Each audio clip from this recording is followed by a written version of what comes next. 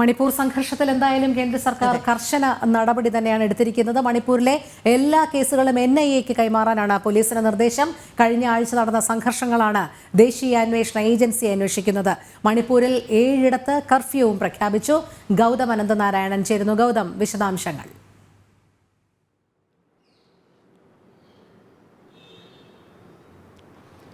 രോഹിണി, ഒരു ഇടവേളയ്ക്ക് ശേഷം വീണ്ടും മണിപ്പൂരിൽ സംഘർഷം രൂപപ്പെടുന്നു എന്നതാണ് ആശങ്കയുണ്ടാക്കുന്ന ഘടകം.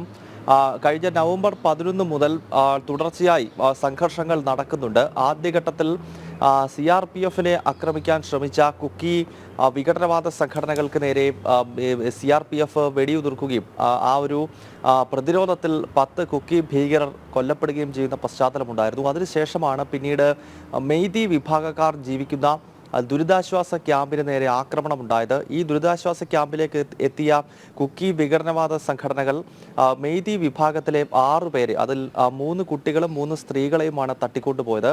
ആ തട്ടിക്കൊണ്ടുപോയ 3 പേരുടെ മൃതദേഹങ്ങൾ കഴിഞ്ഞ ദിവസം പല സ്ഥലങ്ങളിൽ നിന്നായി, ഇപ്പോൾ പുഴയുടെ തീരത്ത് നിന്നുമൊക്കെയായി ലഭിക്കുന്ന ഒരു സാഹചര്യം കൂടി ഉണ്ടായി. ഇതോടുകൂടി സംഘർഷ സാധ്യത വീണ്ടും മണിപ്പൂരിൽ രൂപപ്പെടുകയാണ്. ഇപ്പോൾ ഈ കേസുകൾ, അടുത്തിടെ നടന്നിട്ടുള്ള സംഘർഷങ്ങളാണ് ഇപ്പോൾ ദേശീയ അന്വേഷണ ഏജൻസി ഏറ്റെടുത്തിരിക്കുന്നത്. കാരണം മണിപ്പൂരിലെ പ്രശ്നങ്ങൾ ഏതാണ്ട് പൂർണ്ണമായും പരിഹരിച്ചതാണ് കേന്ദ്ര സർക്കാരിൻ്റെ ഇടപെടലും.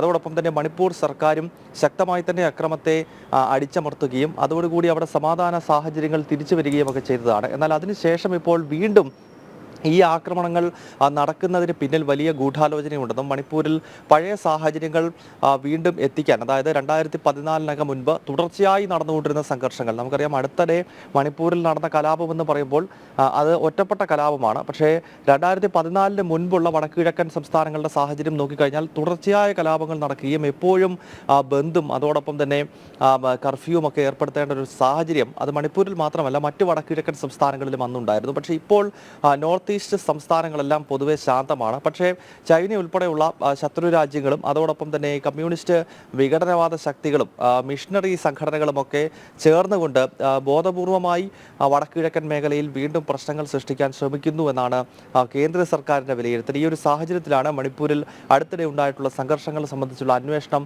ദേശീയ അന്വേഷണ ഏജൻസി ഏറ്റെടുത്തിരിക്കുന്നത്. അതോടൊപ്പം തന്നെ കനത്ത ജാഗ്രതാ നിർദ്ദേശം മണിപ്പൂരിൽ സുരക്ഷാ സേനയ്ക്ക് നൽകിയിട്ടുണ്ട്. കൂടുതൽ സൈന്യത്തെ കഴിഞ്ഞ ദിവസം എത്തിച്ചിരുന്നു. 20 കമ്പനി കൂടുതൽ അർദ്ധസൈനിക വിഭാഗത്തെയാണ് മണിപ്പൂരിലേക്ക് കഴിഞ്ഞ ദിവസങ്ങളിലായി കേന്ദ്ര സർക്കാർ എത്തിച്ചത്. അസോമിൽ നിന്നും 15 കമ്പനി CRPFനെയും ത്രിപുരയിൽ നിന്നും 5 കമ്പനി BSFനെയും അധികമായി, അതായത് നിലവിൽ മണിപ്പൂരിലുള്ള അർദ്ധസൈനിക വിഭാഗത്തെ കൂടാതെ അധികമായി മണിപ്പൂരിലേക്ക് വിന്യസിച്ചു. മാത്രമല്ല 7 ജില്ലകളിൽ ഇപ്പോൾ കർഫ്യൂവും പ്രഖ്യാപിച്ചിരിക്കുകയാണ്. രോഹിണി. ഗൗതം, നമുക്കറിയാം കുക്കി മെയ്തി വിഭാഗങ്ങളുടെ ആദ്യഘട്ട സംഘർഷത്തിൽ ഇത് മുതലെടുക്കുന്നതിനായി ദേശവിരുദ്ധ ശക്തികൾ ശ്രമിച്ചിരുന്നു. ആയുധങ്ങൾ അടക്കം ഇവരിലേക്ക് ആരെത്തിച്ചു എന്നുള്ളത് ഒരു വലിയ സംശയമുനയിൽ നിൽക്കുമ്പോൾ കേന്ദ്ര സർക്കാർ ഇപ്പോൾ നിലവിൽ ഇക്കാര്യത്തിൽ ഇടപെടുകയും NIAക്ക് എല്ലാ അന്വേഷണങ്ങളും കൈമാറുകയും ചെയ്യുമ്പോൾ നിർണായകമായ ഒരു വഴിത്തിരിവിലേക്ക് തന്നെയല്ലേ മണിപ്പൂരിനെ സംബന്ധിച്ച് കാര്യങ്ങൾ പോകുന്നത്? രോഹിണിയും മണിപ്പൂരും അതോടൊപ്പം തന്നെയുള്ള മറ്റു വടക്കുകിഴക്കൻ സംസ്ഥാനങ്ങളുടെയും ചരിത്രം നമ്മൾ പരിശോധിക്കുമ്പോൾ 1947 നമ്മുടെ രാജ്യത്തിന് സ്വാതന്ത്ര്യം ലഭിച്ചതിന് ശേഷം പിന്നീട് നമ്മൾ നേരിട്ടിട്ടുള്ള ഏറ്റവും വലിയ വിഘടനവാദം, അല്ലെങ്കിൽ സ്വതന്ത്രാനന്തര ഭാരതം നേരിട്ടിട്ടുള്ള ഏറ്റവും വലിയ വെല്ലുവിളി എന്നത് വടക്കുകിഴക്കൻ മേഖലയിലെ ഇൻഷർജൻസിയാണ്, വിഘടനവാദമാണ്. പലപ്പോഴും നമ്മൾ പറയുന്നത് ജമ്മു കാശ്മീരിലെ വിഘടനവാദമാണ് എന്നതാണ്. ജമ്മു കാശ്മീരിൽ തീർച്ചയായും പ്രശ്നങ്ങൾ ഉണ്ടായിരുന്നു, അത് സങ്കീർണമായിരുന്നു. അതിപ്പോൾ പൂർണ്ണമായി തന്നെ ഇല്ലാതാക്കാൻ കേന്ദ്ര സർക്കാരിന് സാധിച്ചു.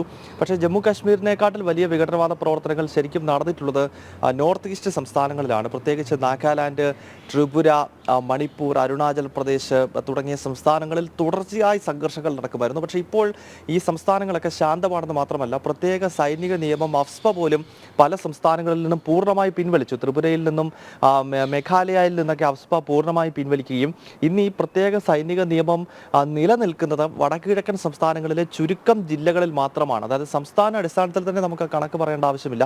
10-15 ജില്ലകൾക്കകത്ത് മാത്രമേ ഈ സൈനിക നിയമം തന്നെ കേന്ദ്ര സർക്കാർ ഏർപ്പെടുത്തിയിട്ടുള്ളൂ. കാരണം അത്രത്തോളം ശാന്തമാണ് സാഹചര്യങ്ങൾ. പക്ഷേ അതിനിടയിലാണ് മണിപ്പൂരിൽ കൃത്യമായി പണ്ട് നമ്മൾ കണ്ടിട്ടുള്ളത് പോലെ അല്ലെങ്കിൽ ചരിത്രത്തിൽ കേട്ടിട്ടുള്ളത് പോലെയുള്ള ഒരു കലാപം കഴിഞ്ഞ വർഷം മെയ് മാസത്തിൽ നടന്ന് അതിന് പിന്നിൽ വലിയ ഗൂഢാലോചനയുണ്ട് എന്ന് കേന്ദ്ര സർക്കാരും രഹസ്യാന്വേഷണ വിഭാഗങ്ങളും നേരത്തെ തന്നെ വിശദീകരിച്ചിരുന്നു. കാരണം പൊതുവെ ശാന്തമായി മറ്റു എല്ലാ വടക്കു കിഴക്കൻ സംസ്ഥാനങ്ങളും ശാന്തമാണ്. അവിടെയൊക്കെ പ്രശ്നങ്ങൾ സൃഷ്ടിച്ചിരുന്ന വിഘടനവാദ സംഘടനകൾ പൊതുവെ ഈ ആയുധം താഴെ വെച്ച് കേന്ദ്ര സർക്കാരുമായി ധാരണയിലെത്തി.